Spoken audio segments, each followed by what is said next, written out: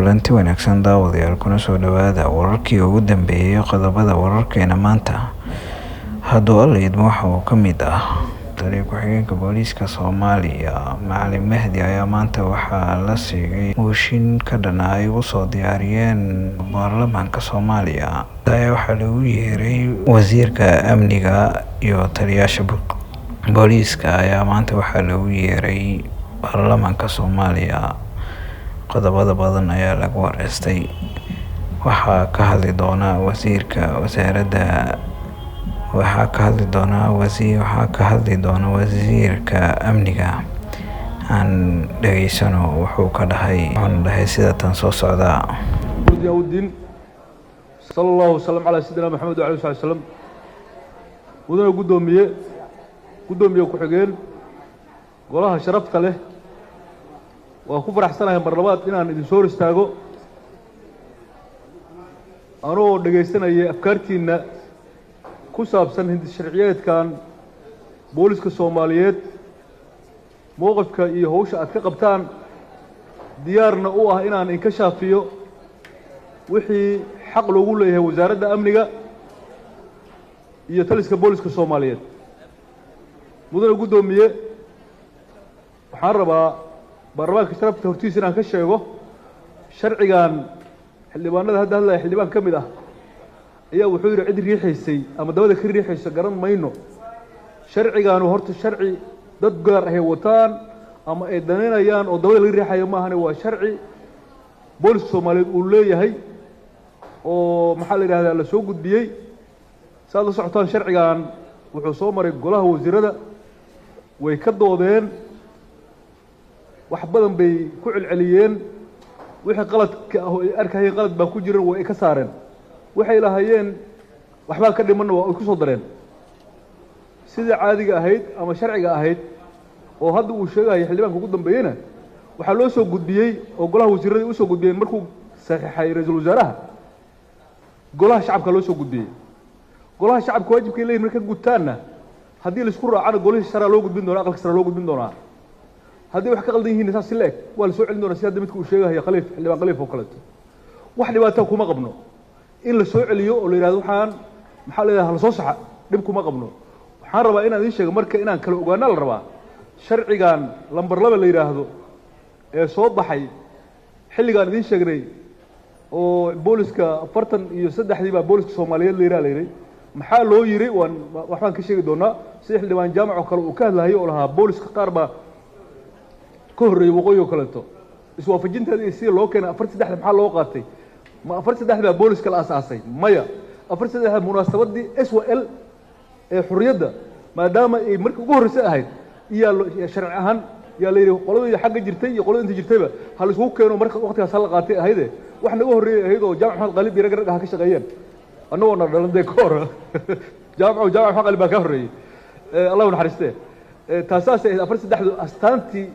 SWL iyo dhalinyarada Soomaaliyeed baa booliska yaa loo saaray boolis Soomaaliyeed oo markaas 43 jiray inuu jiro ogtiino xilligaas gumaysi baa dalka haystay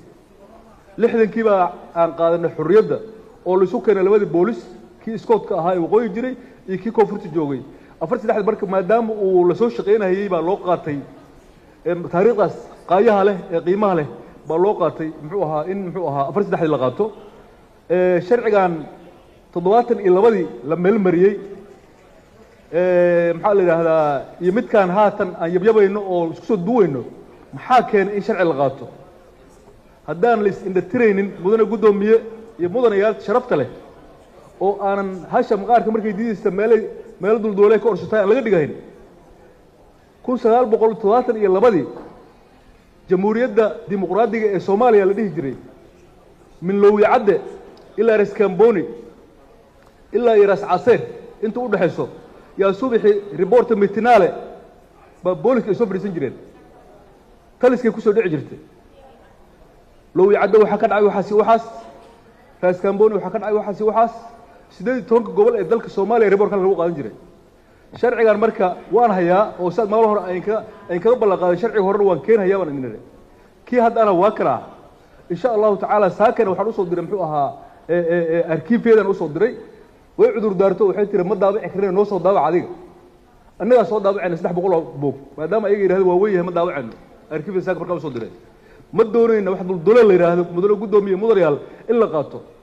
xilligaas marka aad leedihiin sharcigan hal celiyo sharciga hore lagu tuman mahaye sharciga hore wuxuu koobahayaa min lowyacadde ilaa raskamboni ilaa ay meesha la yidhaahdo muxuu ahaa raas casayr inta udhexayso wuxuu ahaa sharci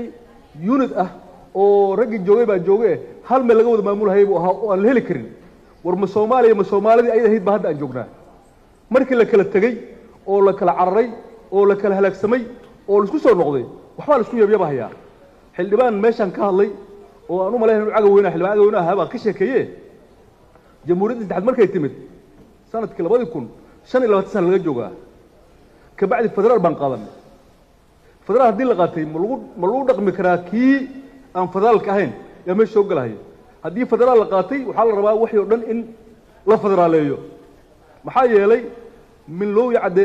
ilaa raskamboni subaxi markii taliskan booliska Soomaaliya uu raadiyaha ku soo dhici jiray oo saasa mataqaanaa halkaas waxa ka dhacay la dhihi jiray ma ahan haddeer waa federaal dowlad goboleedyaa jiro dowlad goboleedyadaas isu tagahayo waxay isku og yihiin baa la samaynayaa sharcigan cusubi wuxuu ka turjumahayaa waxaan qaadano oo ku fadhino tusaale ahaan odaygii baa fadhiya meeshaane baarlamaanada hore ka warqabay 1960kii baarlamaanka markii la hagaajiyay 123 bay ahayd baan u malaynayaa ama 100 iyo boqomanahay 123 bay ahayd jamhuuriyadda Soomaaliya dhan matalahay ahaayeen oo meel kasta halkaas muxuu ah 123 ahayd maanta baarlamaanka 235 waaye state baana ka wada nimid galmudug hirshabeelle baalka la yiraahdo Jubbaland Puntland maxaa la yiraahdaa muxuu ahaa South West iyo dhammaan yaa ka wada nimid iyo waqooyi oo maxaa la yiraahdaa muxuu ahaa dhinacna hadda u taagan oo mataqaana gooni isku xaynaysa laakiin haddana maxaa la yiraahdaa joogto iyo waqooyi bari hadda muxuu ahaa soo biirtay waxaas oo dhan baa la rabaa markii in la waafajiyo sharcigan kii hore oo 72 soo baxayna hal meel ah laga wada xeenahay war waxaan wax fartaag u gooni u wata maaha wax taliska booliska gooni u wataana maaha waa wax federaalkii aad ka wada timaadeen ku wada jiraan weeye sharciga dib loo celiyo kaliya yaa laga fiirinne waxaa tiraahdeen booliska Soomaaliya ciidanka Soomaaliya laba siyaasadeyn karo anagu siyaasad kuma jirno mana siyaasadeynayno amni weeye waxa laga hadlayo amniga waa la federaaleeyay waxaa kaloo ka hadlay xildhibaanada golaha shacabka baarlamaanka Soomaaliya ayaa ka hadlay ayagana ka dhiibtay qodobadooda xasaasiga si qaraar leh oo ka dhanaayo u wada diideen 150 xildhibaan ayaa diiday in ay ka soo horjeesatay in Macalin Mahdi oo ka wada gobolka Banaadir wax aanan shacabkana ku qanacsanaynin baarlamaanka Soomaaliya xildhibaanada ayaa waxay isku raaceen in mooshin ka dhanaa lagu finish doono xilkiisana uu ku waayay doono ay ka diyaariyaan taliyaha Macalin Mahdi baarlamaanka ayaa isugu tagay in si ay ugu qaadaan xilkoodii mooshin ka dhan ay ugu diyaariyeen ayna ka hadleen si Macalin Mahdi meel loogu dhigo waxa uu ku wado gobolka Banaadir si badan ay ugu falceliyeen in Macalin Mahdi laga dhigo xilka wuxuu sheegay wasiirka amniga in ay tahay qodobada hadda la soo saaray inuusan shakhsi u lahaynin ka dhaxayso Soomaaliya dowlad goboleedyada dhammaan ay ku wada jiraan qodobadaasi aanan u gaar ahayn taliyaha booliska ama shakhsi kale u gaar ah mise asaga kamid ah inaan ka hadlano muhiim waaye teeday ay qayb ka tahay sidaas darteed laakiin waxaan soo jeedinaa sharcigan ciidanka booliska Soomaaliyeed ee muddadaas fog lagu soo dhaqmayay in maanta haddii wax ka bedel lagu sameynayo oo nidaamkii dalka iyo sharcigii dalka iyo iyadoo lagu xayndaabayo qodobo ka mid ah dastuurkeena dalka heshiiska lagu yahay in lagu ilaaliyo muhiim waaye labo mudane wasiir hooyiga ciidanka booliska Soomaaliyeedna in lagu cadeeyo muhiim waaye sharcigan xogaa xuquuqda ciidanka booliiska Soomaaliyeed sharciga hor wuu ilaalinayay marka waxaan rajaynayaa kan inuu ilaaliyo dableyda iyo alifleyda iyo saraakiisha sare saraakiil xigeenada in xuquuqdooda uu sharcigan ilaaliyo muhiim waay marka sidaas darteed aysan gaar u ahayn ayuu sheegay uuna cadeeyay. laakiin taliyaha Macalin Mahdi ayaa sheegay xildhibaanada in ninkaani uu ka wado takrifal awoodeed oo ku sameynayo booliiska Soomaaliyeed oo goboladii kuwa ka imaada. waxaa la sheegay in gobolada laga keenay saraakiil generaalo gobolada ay ka ahaayeen oo inta lagu soo wareejiyay gobolka Banaadir. maanta intaanu noo egyahay kulanti dambe oo xiiso leh. waana idin salaameynaa. folowda iyo like-ta share-kan hanaga